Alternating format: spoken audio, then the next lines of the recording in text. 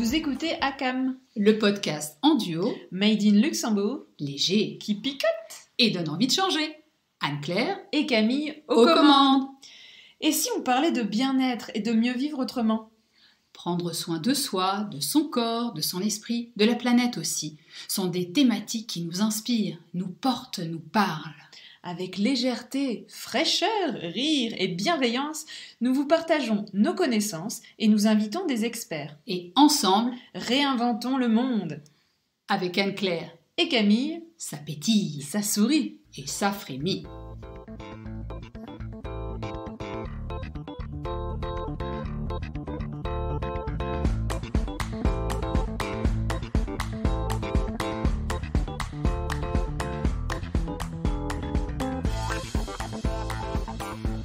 Bonjour à tous, alors aujourd'hui grande première ou deuxième grande première, Deux en une. Aujourd'hui on va commencer notre nouveau cycle sur l'apprentissage et pour démarrer ce grand moment on a une interviewée, donc c'est notre première interviewée. Bonjour Sophie. Bonjour Camille. Voilà, donc avec Sophie on va vous présenter un petit peu on va commencer en fait ce nouveau cycle et on va lui poser quelques petites questions pour savoir qui elle est. Toutes petites les questions. Sophie, ravie de t'accueillir parmi nous sur le podcast d'ACAM. Nous avons eu l'occasion de nous rencontrer il y a déjà quelques temps et ce fut l'étincelle. Ah oui. Nous sommes en train de préparer une non-conférence, toutes les deux, qui va avoir pour sujet, pour base en tout cas, le livre que tu as écrit, The Agility of Mind. Mais au-delà de tout ça, ce qui nous a vraiment interpellé avec Camille, c'est l'approche très novatrice que tu as de l'apprentissage à un moment où, post-Covid, pendant Covid, où la crise que nous traversons actuellement remet beaucoup de choses en question, et notamment cette notion de l'école. On se rend bien compte combien ça a été compliqué, combien c'est encore compliqué, et quelque part ça fait bouger les lignes, ça va ouvrir des possibilités. Et tu arrives au bon moment pour nous proposer des choses différentes. Mais avant de nous raconter ça, dis-nous un petit peu quel a été ton parcours. Oh là là. Alors, moi, déjà bonjour Anne-Claire, j'allais oublier. Alors moi j'ai démarré, j'aurais aimé démarrer comme espionne moi, parce que moi mon rêve c'était d'être espionne quand j'étais petite. Et l'espionnage m'a amenée, je dirais, à avoir envie d'apprendre des langues étrangères. Parce que moi, apprendre les langues étrangères, ça me permettait d'aller dans plein de pays, puis d'avoir plein de casquettes différentes finalement. Oh ouais. Ah ouais. Et si. C'était bien. Dada. Absolument. J'avais l'impression finalement d'être espionne quelque part. Eh oui. Donc j'ai démarré comme ça et je me suis dit pourquoi pas l'anglais, le FLE, français langue étrangère, et pourquoi pas l'espagnol en plus. 3 choses à enseigner, ça me permettait d'avoir plus d'opportunités. J'ai démarré à la fois en école, on va dire, internationale, en université, en entreprise, donc pour les adultes, les jeunes, les moins jeunes, les grands, les petits, les moyens, enfin bref, on va dire petits et adultes. Et puis un jour, je me suis dit, oh là là, mais comment est-ce qu'on apprend ? Excellente question. Oui. Parce que j'ai entendu un jour un jeune me dire « on s'en moque du français, madame. Tout ça, on peut l'apprendre en ligne. En gros, à quoi est-ce que je servais ?» Ça a été très, très dur. Grosse claque. Ouais, c'est probablement la question que se posent beaucoup d'enseignants aujourd'hui avec cet accès si facile à l'information avec Internet. Une vraie question de posture. C'est ça. Ça a été la véritable question que je me suis posée. D'abord parce que parfois je me trouvais un peu dans l'incapacité d'aider les jeunes. Ils avaient tellement de façons différentes d'apprendre que je me disais mais comment je vais faire ? Alors ça a démarré avec mes propres enfants où je me suis dit tiens c'est bizarre, c'est mon enfant et malgré tout il n'apprend pas comme moi. Il fait pas pareil. C'est rien pareil. Alors là j'étais un peu perturbée, vous pouvez l'imaginer les filles, c'était très très perturbant. Et alors quant à mes élèves parfois dans la classe où il pouvait être 30, que ce soit en entreprise ou finalement en école, je remarquais que je me sentais un peu dans la capacité de les accompagner. Et c'est là où j'ai eu envie d'aller vers l'orthopédagogie. L'ortho quoi? Pédago quoi? Oh, bah oui, bah disons que chez les C'est Français, compliqué. on aime bien les mots complexes. Chez les Belges, on dit plutôt praticienne. C'est beaucoup plus joli, au fait, Ah, je trouve. mais Or, praticienne de... alors, apprendre à apprendre, Ah, pour résumer, voilà, finalement. Parce que d'accord. ortho, il y a un petit côté un peu où on remet bien droit. C'est ça. C'est- voilà. Oui, alors bon, mais Praticienne, c'est plus praticienne, souple. c'était plus souple. C'était D'accord. plus souple. Voilà. Et donc aujourd'hui, en fait, je conçois des parcours pédagogiques, à la fois en école, en entreprise, je dirais en groupe, plus précisément. Mhm. C'est-à-dire que je vais vraiment aller vers l'orthopédagogie de groupe, encore plus que du one-to-one, comme diraient les Anglais. Parce qu'en fait, on apprend tellement bien en groupe, on est tellement plus fort à plusieurs que finalement, je me suis dit, allons voir et montrer en fait à tous les apprenants à quel point il y a une diversité d'apprentissage, et puis chacun amène ses outils. Ces outils. Ouais. Est-ce que ce à quoi tu t'es heurté t'a permis je pense que oui, à travers ce que tu nous décris là, une sorte de transformation de ton idée de ce que c'était qu'enseigner finalement? Oui. Alors là, ça a été, en fait, je crois que vous avez utilisé le mot posture tout à l'heure, et je crois que la transformation, elle s'est faite à ce moment-là, lorsque je suis allée vers la gestion mentale. C'est un mot aussi encore bien, Ça fait bien un peu lourd. peur. Ah oui, ça fait peur. Gestion Ça fait très mentale, peur. c'est comme la gestion des émotions et la gestion du portefeuille. C'est un peu comme l'ortho, pareil. Voilà. On va gérer, on va bien gérer, on va mettre tout droit. Et en fait, pas du tout, c'est une approche tellement humaine qui justement m'a fait me décentrer. J'ai dû littéralement, en fait, prendre une position tout autre de celle que j'avais autrefois, c'est-à-dire arriver avant avec mes solutions, parce qu'en fait j'avais l'impression, bah oui, parce que je savais. Eh oui. Et là, tout à coup, j'ai réalisé, ah mais en fait non, moi je ne sais rien. Je suis là simplement pour mettre une lumière, en fait, sur cette découverte qu'était le comment apprendre. Donc les jeunes et les moins jeunes, je leur pose des questions, et à ce moment-là, ils eux-mêmes prennent conscience de leur force et de leur cheminement. Et je pense que c'est en cela que j'ai dû littéralement me remettre en question. Ouais. Est-ce que tu peux nous dire un petit peu comment redonner le pouvoir d'apprendre? Et bien finalement, le donner, tout simplement. Ah, c'est bien dit. C'est bien C'est dit. ça, Bravo. le donner, c'est dire, tu peux le faire. Alors je me souviens d'un jeune qui un jour vient me voir et me dit, non mais moi je ne peux pas apprendre, je ne sais pas apprendre l'espagnol, je ne peux pas y arriver. Et je lui dis, qu'est-ce qui s'est passé aujourd'hui en espagnol? Et là il me dit, je sais pas, j'ai rien compris. Hein? Ok, alors qu'est-ce que tu as compris? Et là, il me dit, je vous ai dit que j'avais rien compris. Et à ce moment-là, j'ai dit, ok, alors tu vas imaginer que je suis avec toi dans la classe et tu vas me raconter tout ce que vous avez fait, mais vraiment comme cette petite souris qui est dans ta poche, et puis un peu comme l'espionne. Hein. Ah, on y Bah oui, revient. on On y y revient. revient. Je lui dis, moi j'aimerais bien être un petit peu l'espionne, hein, et donc j'aimerais bien que tu me racontes. Et à ce moment-là, en fait, simplement en me racontant, tout simplement, j'ai vu une vidéo, elle m'a montré une vidéo, bon, c'était sur quoi la vidéo, très bien.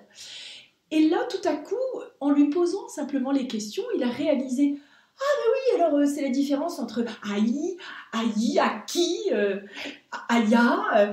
Et là, j'ai répondu, très bien, et alors comment tu fais alors pour savoir tout ça? C'est là que je ne sais pas. Et au fur et à mesure, en fait, je dirais petit à petit, en lui posant des questions, il a réalisé, ah mais bien sûr, c'est donc cela que ça veut dire. Je lui ai donc donné finalement, on va dire, le temps qu'il fallait pour tout à coup qu'il prenne conscience. Pour lever des freins, Pour finalement. lever les freins, pour qu'il prenne conscience qu'il pouvait y arriver tout seul. Et qu'il avait déjà compris plein de choses.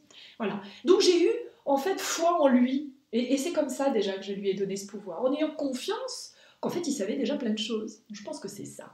En levant déjà ce premier frein, c'est ils peuvent le faire, ils savent le faire. Et tout le monde n'a pas non plus la même tout le monde n'a pas forcément la même vitesse d'apprentissage, la même manière d'apprendre. Donc effectivement, tu lui redonnes en fait sa place au sein du groupe. Et c'est là que prend tout enfin, il reprend confiance en soi, en lui, il se transforme finalement. Exactement, exactement. Et alors, est-ce que tu pourrais dire, même si j'ai ma petite idée, que c'est une manière de motiver l'élève? Oui, tout à fait. En fait, en mettant une émotion positive au cœur en fait, du processus, c'est-à-dire, j'aime bien dire le mot emotion, parce que en anglais, je trouve que c'est vraiment ça, c'est on va faire bouger, on fait bouger la personne, et on lui dit, en fait, voilà, on est là, on sait que c'est possible.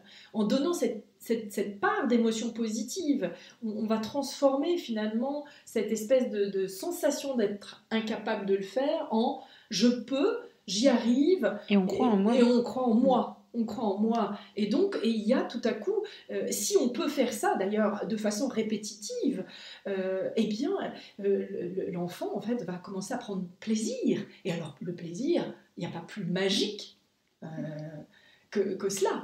C'est Je la pense base de tout. qu'on a tous eu des matières où on n'était pas très fort et le prof l'année d'après change et tout d'un coup on est meilleur. Ouais, Donc ouais. ça illustre bien ce que tu C'est dis ça. là. Ouais. Et puis dire, moi, toute petite, on me disait, oh, t'es vraiment mauvaise en maths.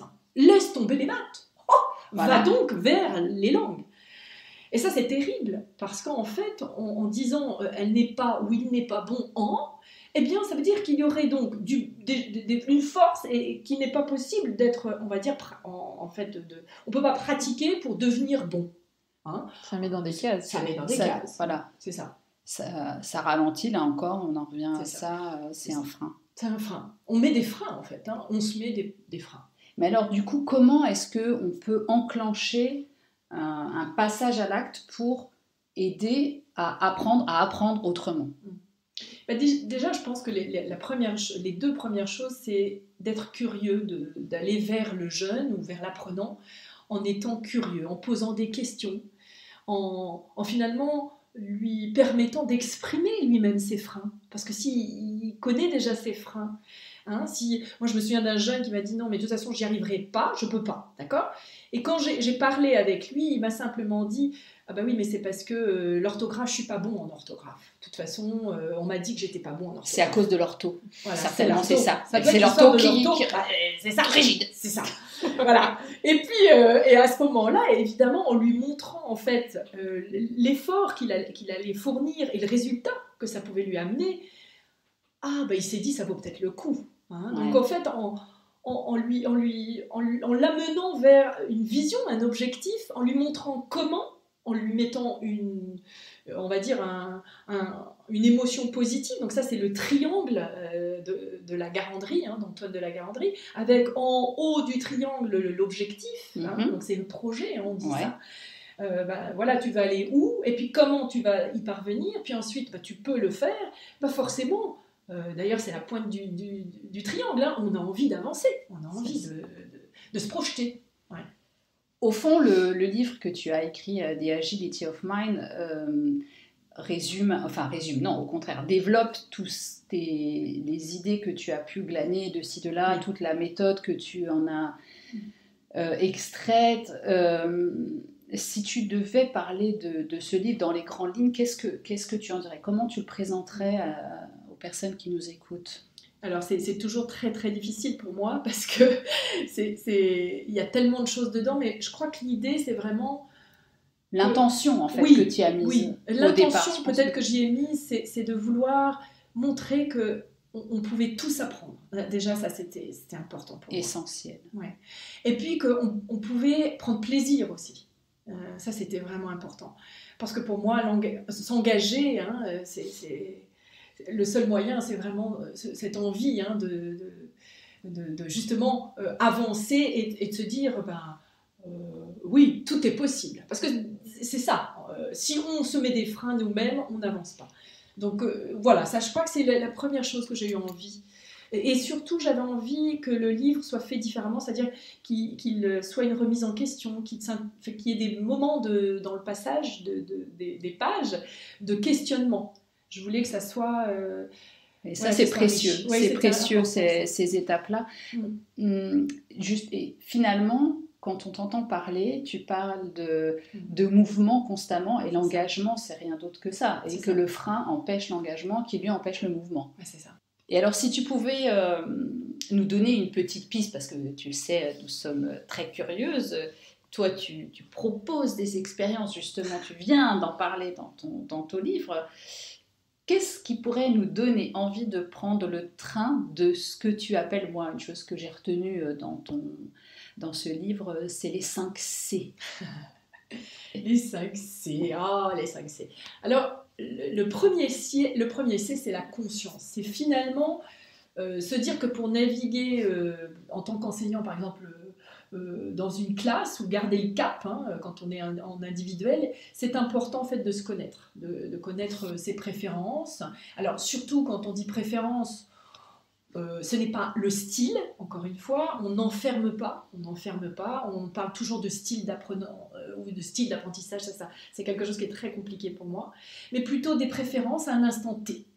Et ça, c'est important de montrer que justement, qu'on soit un jeune apprenant ou un plus grand, prendre conscience qu'en fait on évolue et on change à chaque instant de la journée, et même, de l'heure, eh bien, déjà ça n'enferme pas. Donc ça c'est le grand C, c'est cette conscience finalement on va dire de bien se connaître en tant qu'apprenant ou en tant qu'éducateur. Puis ensuite il y a la connexion. La connexion, c'est vraiment ce travail sur la motivation. Qu'est-ce qui va nous connecter à nous-mêmes et qu'est-ce qui va nous connecter au contenu. Dweck, elle disait, c'est l'amour de l'apprentissage, l'amour du défi. Et je crois que c'est ce qui s'avère être la capacité initiale la plus importante qui détermine le succès. Donc je parle de ce deuxième C. Et puis le troisième, c'est la curiosité. Alors la curiosité que tu aimes tant, oui, qui pour moi est primordial en fait dans le processus de l'apprentissage, puisqu'il place l'apprenant justement dans cet état de réceptivité, quoi. Et pour se développer, je disais toujours aux jeunes et aux moins jeunes, si on part d'une question, alors on a envie de savoir, encore une fois, oui, c'est un petit peu l'idée de l'espionnage. On y retourne. Alors, tu finiras peut-être espionne. On ira peut-être, exactement. Et puis le quatrième C, c'est la confiance. Et la confiance, moi, en fait, j'ai eu envie de parler de la confiance en tant que, alors encore un autre mot, à travers la métacognition. Donc encore une fois, c'est un gros mot. Hein. Oui. Pour moi, il suffit plus aujourd'hui de mettre les jeunes devant quelque chose pour apprendre, une tâche. Mais ce qui est intéressant, aujourd'hui, c'est de leur montrer comment apprendre. Le parcours, le processus. Pas le but, finalement. Exactement, pas que le but. Finalement, le processus est essentiel pour, d'ailleurs, est très important au moment de la procrastination. C'est-à-dire que si on connaît le processus, eh bien, on a confiance en soi. Et on passe à l'acte et on a envie d'expérimenter encore. De s'engager. Voilà, exactement. Quand je disais encore, c'était encore se mettre en mouvement. Mettre encore en mouvement, exactement. Et puis, la communication. Pour moi, l'apprentissage, elle se fait de façon individuelle, mais elle se fait aussi et surtout dans un groupe, avec l'autre, en collectivité. Et donc, si on peut avoir des clés pour mieux communiquer, c'est, à mon avis, ce qui permettra, en tout cas, d'avancer encore plus vite pour apprendre. Et puis, surtout, parce que dans les années qui viendront, on aura ce besoin des soft skills, comme on dit en anglais, essentiel. Très à la mode, effectivement. Très à la mode. De collaboration, voilà, de co-élaboration, exactement. Et de travail en équipe. Voilà, c'est ça. C'est ça. Super, vraiment, c'est vraiment intéressant ce que tu nous racontes ici, ce que tu nous partages. Et si on devait mettre une action en place, comme ça, en tant que prof, en tant que parent, en tant que même élève, à quoi ça ressemblerait? Si par exemple je te dis dicter, comment tu verrais les choses? Alors, la fameuse dictée.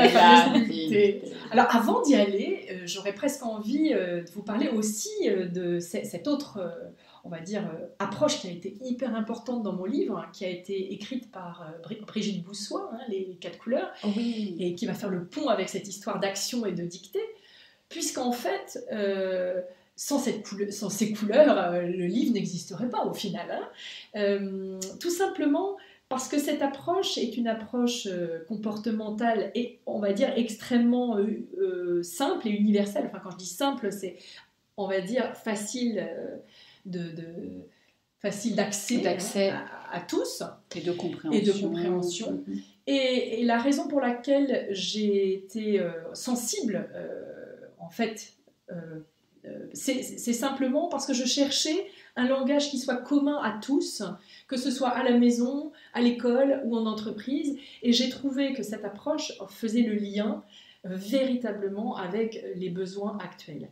Et Brigitte Boussois parle que l'apprentissage, ce soit un apprentissage étiré et surtout que ça soit comme une histoire d'amour qui n'en finit pas. C'est ça. C'est beau, joli, et c'est ouais. très beau. Et donc ça fait le petit lien avec ma dictée en question parce qu'en fait la dictée, souvent, en tout cas en tant que maman ou en tant qu'enseignante ou éducatrice ou éducateur, pour mettre les deux genres ensemble, eh bien, on va la faire, et puis on va la préparer, puis on va la faire juste après.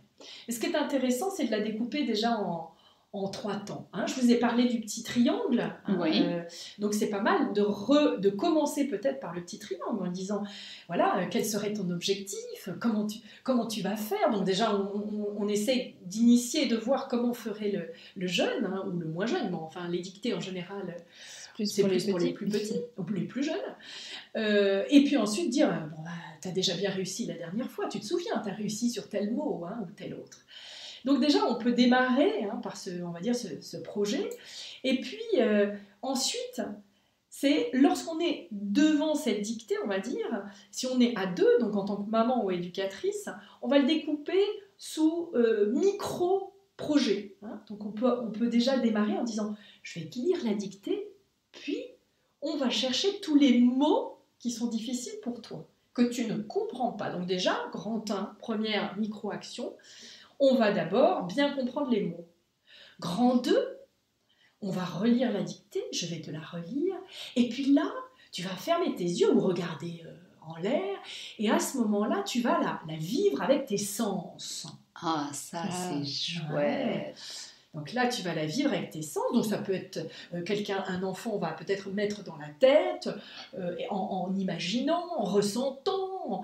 Peut-être il va se voir bouger ou sentir que quelqu'un est avec lui, bouge. Enfin bref, il va se passer plein de choses. Et donc on est sur la partie de la compréhension. Puis ensuite, on va aller littéralement vers ce qu'on appellerait le phonème et le graphème. Donc là, on va regarder certains mots. Donc de nouveau, on va la lire. Peut-être on va peut-être demander que l'enfant la lise hein, pour changer. Hein. Au début, on la lit à l'enfant 2 fois de suite. Puis ensuite, peut-être on peut dire à l'enfant de la lire. Et puis de lui dire, montre-moi, souligne-moi les mots qui sont peut-être très compliqués pour toi. Alors il va peut-être immédiatement, par exemple, ça je ne saurais pas l'écrire, maman. Très bien. Alors, on va regarder le mot. Donc, on va l'observer vraiment avec attention. Encore une fois, on va faire de l'espionnage. On va l'espionner, ce petit mot-là. On va voir mais qu'est-ce qui est pareil, qu'est-ce qui n'est pas pareil. Ah, il y a 2 M. Ah bon, il y a 2 M, très bien. Et là, pourquoi pas demander peut-être à l'enfant, d'un côté de la pièce, de mettre un bout de papier, un stylo, et puis de dire... Tu l'observes bien, on le décortique, puis ensuite tu vas aller l'écrire loin, loin, loin, puis tu vas revenir pour vérifier. D'accord ? Donc déjà, on s'amuse, on le fait bouger. Et là, dans le 4e temps, là, il faut vraiment aller peut-être dans la partie grammaticale. Donc, si on décortique et qu'on voit bien sûr des temps qui sont complexes, alors l'imparfait, tu te souviens ? Qu'est-ce que c'est l'imparfait ? Alors ça ressemble à quoi ? Quand est-ce qu'on l'utilise ? Ah, ben alors montre-moi, souligne-moi les verbes et dis-moi où est-ce qu'il pourrait y avoir l'imparfait. Ah, mais celui-là, il est AIS, donc il va avec quel pronom ? Ah oui, alors le jeu, bon. Et voilà, c'est un jeu. Donc voilà, déjà en 4 temps. Et puis, donc, il y a le avant, il y a le pendant, et là, le après. Hein. Et alors là, il faut laisser un temps. On va aller prendre un petit thé avec le jeune, on prend un chocolat chaud, on peut très bien le faire le lendemain hein, pour vérifier. Parce qu'en fait, à ce moment-là, on va lui dire « Ok, on a fait tout ça, comment tu vas faire pour le mettre dans ta tête ?» Parce que ce qu'il ne faut pas oublier, c'est qu'en fait, il va falloir l'emmener à garder en tête et mémoriser pour le long terme. Donc à ce moment-là, on va lui dire quand est-ce que tu vas utiliser tout ça ? Où est-ce que tu vas l'utiliser ? Et comment tu vas l'utiliser ? Donc on va le projeter. D'accord ? Et puis on va faire ce petit stop. Hein. Si on n'a pas beaucoup de temps, on peut faire un petit stop de 10 minutes. Et puis après, on fait la dictée avec lui. Le fait de l'étirer comme ça permet, et puis on va avoir l'impression de passer beaucoup de temps, mais en fait, le temps, il va pas être si long en fait, et deux, on va vraiment ancrer la connaissance. Et puis, au fur et à mesure, l'enfant, lui, saura comment apprendre. Ça ira de plus en plus. Et ça ira c'est de des plus en révisions plus. finalement de fois en fois. Exactement. Et ça lui donne confiance. Et Pas, ça lui on donne le confiance. braque pas devant sa feuille blanche. C'est ça. Et puis on l'a fait par étapes, c'est-à-dire qu'on l'a fait, alors au début on va chercher à comprendre, parce que souvent on veut faire tout en même temps en fait. Et puis ensuite on va aller vraiment sur la partie de l'attention, où on va travailler un peu comme mon père était joaillier, bijoutier, horloger, on va faire du travail d'orfèvre en fait. Voilà. Et c'est vrai qu'on laisse plus finalement le temps aux enfants. C'est tout le Et problème à tout le monde. à tout le monde. C'est ça. C'est vrai que le temps, et là c'est vrai que quand tu le décris, on a l'impression que ça peut prendre vraiment du temps, mais finalement je pense que c'est se braquer sur une dictée, je pense que tout le monde l'a déjà vu ou connu, ou là l'esprit, ça peut vraiment créer des tensions dans la famille finalement. Donc prendre le temps, mais du bon temps, du temps efficace, ça peut être vraiment bénéfique pour toute la famille. C'est ça. Et puis le temps, à un moment, il pourra en fait s'étirer, c'est-à-dire seul, puisqu'encore une fois, comme disent les Canadiens, ce qui est important, c'est donner ce pouvoir à l'enfant, donc de l'empouvoirment. Voilà, l'empouvoirment. Donner le pouvoir à l'enfant, c'est-à-dire qu'une fois que vous lui avez montré les étapes, il aura envie de le faire tout seul. Il sera tellement fier, parce qu'en fait, il verra que c'est possible. Alors là, évidemment, ce sera formidable. Et puis, pour revenir aux couleurs, si on est dans une classe, on pourrait imaginer, et ça c'est alors Marie Legrand, avec qui j'ai la chance de travailler, qui a beaucoup travaillé avec les plus petits, et qui, elle, mettait sa classe sous forme d'îlots en couleur. Donc imaginez un petit îlot jaune où on pourrait bien sûr laisser les jeunes, les plus jeunes, collaborer entre eux, faire des mind maps, imaginer, ah bah oui, là ça s'écrit comme ça parce que la grammaire qu'on avait vue dans tu sais, quand on était ensemble, et ben voilà, et là ils vont faire des liens ensemble. Ça fait rêver. Voilà, c'est génial, non? Et puis elle faisait l'îlot rouge, où là, elle disait, ah ben alors là, on va mettre un timer, on va mettre du défi, ils sont seuls, parce que les rouges aiment bien être tranquilles tout seuls, et puis ils vont aller vérifier très rapidement les solutions ou pas, en tout cas ils vont chercher les solutions. L'idée, c'est pas tout de suite de donner la solution, c'est justement, c'est ce process qui est intéressant. Et puis le bleu, il va avoir envie d'être tranquille, alors lui, il va aller en profondeur, il va aller chercher vraiment la théorie, il n'y aura pas de mind map, ça c'est n'importe quoi pour lui, il y aura vraiment des fiches avec des choses bien claires, bien théoriques, bien faciles à retrouver. Et puis le vert, il sera en duo. Alors le vert, lui, peut-être, il aura envie de faire un peu comme des tutorats. Bon bah viens Camille, moi je vais te dire un petit peu comment on fait. Camille, tu m'aiderais pas là, s'il te plaît? Voilà. Et Marie Legrand travaillait comme ça. Moi je le faisais autrement parce que j'étais plus avec des collèges et lycées, collégiens et lycéens. Mais l'idée des îlots, c'est absolument phénoménal. C'est instinctif pour l'enfant de se retrouver dans ces couleurs, ou il faut un accompagnement de l'éducant? Alors l'idéal, c'est de présenter en amont les couleurs et puis expliquer qu'à chacun, alors Marie, elle est extraordinaire, elle montre une montagne et puis elle dit, elle montre les chemins et puis elle dit, voilà, tout le monde va aller en haut de cette montagne, mais chacun va y mettre le chemin et va aller là où il le souhaite. Voilà, il y en a, le vert va peut-être tourner un petit peu plus longtemps, le rouge va aller droit au but, il va peut-être tomber et se planter plein de fois, enfin voilà. On veut certainement prendre les enfants ou les jeunes adultes en tous les cas comme des personnes qui ressemblent par exemple à la mère, où on se dit il doit fonctionner comme ça, et on n'essaye pas forcément de comprendre vraiment son fonctionnement propre, et ça amène quelque part à des fois des ruptures, des conflits, et c'est vrai que ça donne vraiment envie de revenir en arrière et pratiquer ce genre de choses. C'est chouette ce que tu dis, Camille, parce que j'ai eu des parents qui me disaient, qui m'ont souvent dit, oh ben alors là c'est dingue, j'avais pas réalisé que j'étais si différent. Enfin, du moins, je réalise vraiment là, oui, en effet, que ma préférence n'a rien à voir avec celle de ma fille. J'ai eu ça souvent, ou celle de mon garçon. Mais à chaque fois, je dis, n'enfermez pas l'enfant dans la couleur. Les couleurs ne sont pas là pour être enfermantes. C'est pas il est. Hein. Oui, puisque tu disais aussi qu'au fur et à mesure des journées, on passait aussi d'une énergie à l'autre et qu'il est bon de se rappeler qu'on a besoin de toutes les couleurs pour faire un ensemble. Et, exactement. Ok, on a probablement plus de facilité dans l'une ou dans l'autre, mais finalement, toutes les autres... Oui, pas s'enfermer. Tout à fait. On a toutes ces couleurs en nous. Donc ça, voilà. C'est hyper important. On a toutes ces couleurs. On est un arc-en-ciel. On est un arc-en-ciel de couleurs. Et bien sûr, il y a peut-être une couleur dans laquelle on a plus envie d'aller qu'une autre. En tout cas, le lundi, par exemple. Et puis peut-être le mercredi, on aura envie d'autre chose. Et c'est ça qui est chouette. C'est vraiment cette idée d'accompagnement, de cette prise de conscience. Hein. C'est donc mon premier essai. C'est vraiment prendre conscience du besoin du moment. Et d'être OK avec un jour, je vais avoir envie de commencer comme ça, et puis un autre jour, Marie disait toujours, tu choisis la couleur qui te plaît le plus.